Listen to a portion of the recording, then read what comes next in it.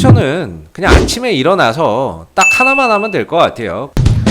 안녕하세요. 오늘 패노션 한번 살펴볼 거고요. 제가 개인적으로 바라보는 관점에서의 기본적 기술적 흐름에 대해서 이야기를 한번 해보도록 하겠습니다. 추천 영상은 아니니까는요. 참고만 해주시면 감사하겠고, 오늘 8월 11일 수요일 10시 24분을 지나가는 현재 1.64%의 상승 흐름들을 보여주고 있는 상황입니다. 패노션은 대표적인 해운주죠. 해운주는 어떤 화물을 나르느냐에 따라서 크게 이제 두 가지 정도로 압축해서 볼 수 있는데, 하나는 이제 대표적인 게 컨테이너 선사가 있겠고, 그 다음에 이제 또 하나는 벌크 선사가 있다라고 보시면 될 것 같습니다. 컨테이너 선사는 차들 잘 아실 거예요. 컨테이너 박스 이거 큰 거, 이걸 실어다 나르는 선을 이제 컨테이너 선이라고 보시면 되겠고, 벌크 선사 같은 경우에는 이제 뭐 철광석이나 석탄, 곡물 같은 거 이런 거 실어 나르는 배가 이제 벌크선이거든요. 그래서 패노션 같은 경우에는 뭐 컨테이너 사업도 하고 있고 벌크선도 운영을 하고 있는데, 대체적인 매출은 이 벌크선에서 대부분 좀 발생이 되고 있는 벌크선을 주력으로 이제 해운 사업을 영위를 하고 있습니다. 그래서 벌크선사들의 이제 어떻게 보면 업황이 좋다 나쁘다라고 하는 판단하는 지표가 나가 있는데요. 결국에는 이제 이 BDI 지수라는 게 있습니다. 벌크 선사는 BDI 지수를 보고, 그 다음에 컨테이너 선사는 상하이 컨테이너 운임 지수를 보게 되는 거죠.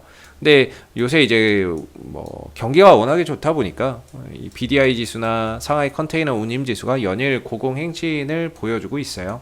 그래서 이 운임 지수가 상승한다는 건 운임료가 올라간다는 것이고, 운임료가 올라간다는 거는 그만큼 그 기업의 어떤 실적적인 부분들이나 이런 것들이 좋아질 수 있는 하나의 요인이 되는데, 패노션은 그냥 아침에 일어나서 딱 하나만 하면 될 것 같아요. 그냥 BDI 지수의 동향이 오늘 어땠나, 또는 어제는 어땠나, 이것만 그냥 체크하면은 사실 뭐 볼 거 다 보지 않았나라는 생각이 듭니다.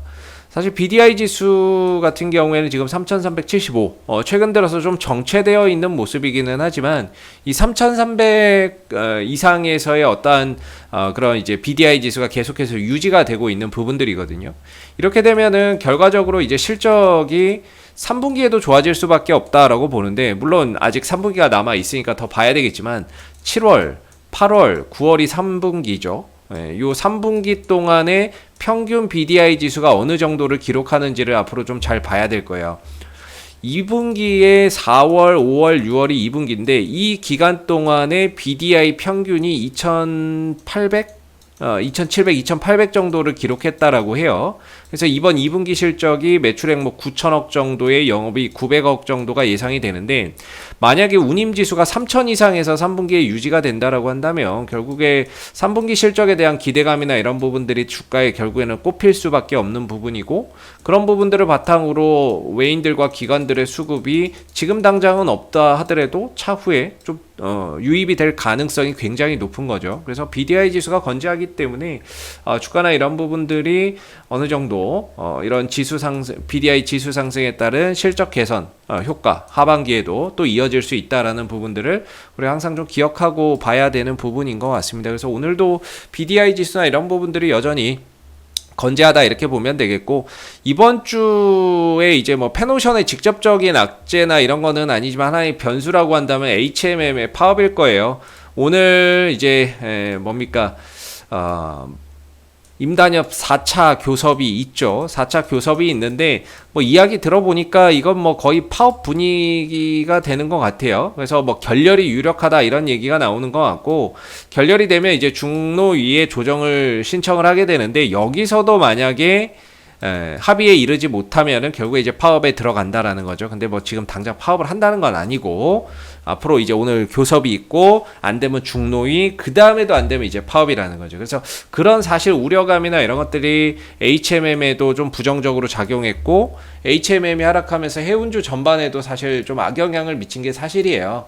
그러나 그런 우려감이나 이런 부분들은 어느 정도는 좀 주가나 이런 부분들에 반영이 되지 않았나. HMM 주가도 그렇고, 이런 부분들, 오히려 오늘은 또 올라오고 있는 모습인데, 좀 잘 될 것이다라는 뭐 기대감 때문인가요? 좀 올라오고 있는 부분인데, 사실 파업에 대한 우려는 이미 반영이 됐고, 잘만 좀 해결이 된다면 그런 이제 악재가 호재로 변하면서 주가나 이런 부분들을 상승으로 좀 이끌어가고 외인들과 기관들의 수급이 들어오는 하나의 긍정적인 모멘텀이 될 수 있는 부분이겠죠. 그래서 오늘 이후에 이런 이제 HMM의 파업 여부 이런 부분들도 계속해서 좀 체크를 해봐야 되는 부분이 될 것 같습니다. 개인적으로는 뭐 파업이라고 하는 부분들에 있어서는 저는 좀 단기 악재로 보는 부분인데요. 일단은 뭐 계속해서 좀 지켜봐야 되겠죠.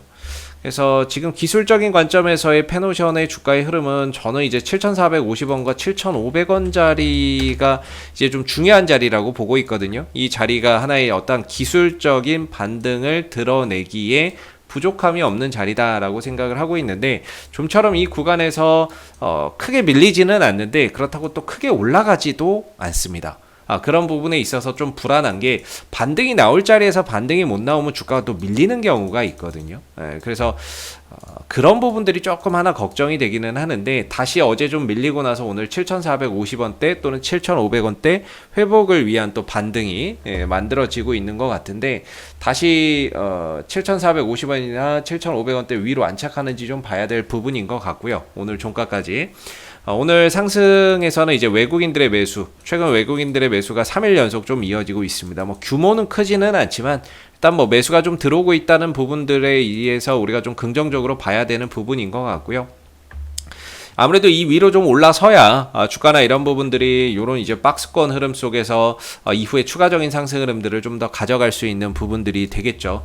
근데 만약에 이제 7,450원이나 이런 7,500원 자리가 깨지고 회복이 안 된다라고 한다면 주가나 이런 부분들에 대한 어떠한 이제 가격이 하락을 하게 되면서 전반적인 방향 자체가 하방으로 갈 수밖에 없는데, BDI 지수나 이런 것들은 건재한데 주가나 이런 부분들이 막 떨어지게 되면 실질적으로 좀 당분간은 주가나 이런 부분들이 지지부진하게 흘러갈 수밖에 없을 거예요. 그러나 BDI나 이런 하반기에 어떠한 실적 기대 이런 것들이 건재한 상황에서 오히려 또 내려오면 내려오는 대로 그런 부분에 있어서의 어떤 기업의 가격 메리트가 또 하나의 부각될 수 있는 그런 이제 요인이 될 수 있다라고 생각이 듭니다. 그래서 기왕이면은 어차피 갈 거라고 한다면 7,450원과 7,500원대 위에서 놀다가 슈팅을 주는 것이 가장 좀 바람직할 거라고 저는 생각이 들고, 그렇게 좀 나와야 시간과 과정이나 이런 것들을 많이 좀 단축할 수 있다라고 생각을 하고요.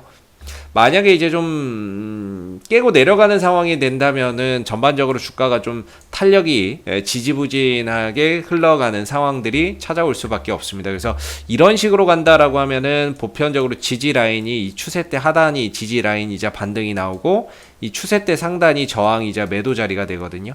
그래서 이런 흐름으로는 좀 가지 말아야 되지 않겠느냐라고 생각이 드는데, 오늘 다행히 또 7,450원대 회복을 시도를 하고 있고, BDI 지수나 이런 부분들도 여전히 건재하다는 점에서 뭐 HMM의 파업 문제나 이런 것들만 좀 잘 해결이 된다라고 한다면 다시 한 번 더 이 해운주 쪽으로의 어떤 강한 매수세나 이런 것들이 좀 찾아오는 흐름들 충분히 가능하지 않을까라고 생각이 듭니다. 그래서 아직까지는 페노션을 조금 더 팔아야 될 때라기보다는 다시 한 번 더 회복이 되고 있는 모습이기 때문에 이후에 어떤 반등이나 이런 부분들을 조금 차분히 기다려봐야 되지 않을까 싶고, 위로 간다면 역시나 이제 8,500원 자리가 좀 저항대로서 가는 하나의 좀 장애물로 작용이 될 수도 있을 것 같다. 요런 좀 생각이 듭니다. 이상 AP투자연구소의 이세훈 전략팀장이었고요. 구독과 좋아요도 한번 부탁드리도록 하겠습니다. 감사합니다. 그리고 무료 추천 종목을 매일매일 드리고 있습니다. 네이버에서 AP투자연구소를 검색하시게 되면 웹사이트 상단에 AP투자연구소 홈페이지 링크가 나옵니다. 클릭하시게 되면 AP투자연구소 홈페이지로 접속하실 수가 있는데요. 가운데 무료 추천 종목 카테고리에 2021년 무료 추천 종목을 클릭하시게 되면 소장님께서 매일매일 국내외 시황에 대한 실시간 브리핑과 함께 댓글로서 무료 추천 종목을 제공해 드리고 있습니다. 하나 눌러서 들어가 보게 되면 댓글 리딩은 아침 7시 55분부터 시작이 되었고요. 그리고 간밤에 있었던 미 증시 상승과 하락에 대한 이유를 댓글로서 이렇게 자세히 적어 드리고 있고, 그리고 무료 추천 종목이 9시부터 나오는데요. 이렇게 무료 추천 종목이 곧 나옵니다 라고 이미지 파일로도 알려드리고 있죠. 그래서 9시가 되게 되면 무료 추천 종목이 나오게 되는데, 무료 추천 종목의 종목명, 매수가, 1차 목표가, 손절가가 함께 제시가 됩니다. 보통 2종목에서 3종목 정도 추천이 되고요. 장중에 상승하면 또 상승한 부분에 대해서도 댓글로서 이렇게 리딩을 해드리고 있고, 또 하락하면 또 하락하는 대로 장중에 댓글로서 리딩을 해드리고 있기 때문에 여러분들이 무료 추천주 많은 도움 받아가시면 좋겠습니다. 또한 저희가 이제 이번에 주식 테마주 검색기 무료 어플리케이션을 개발을 했습니다. 그래서 누구나 사용이 가능하신데요.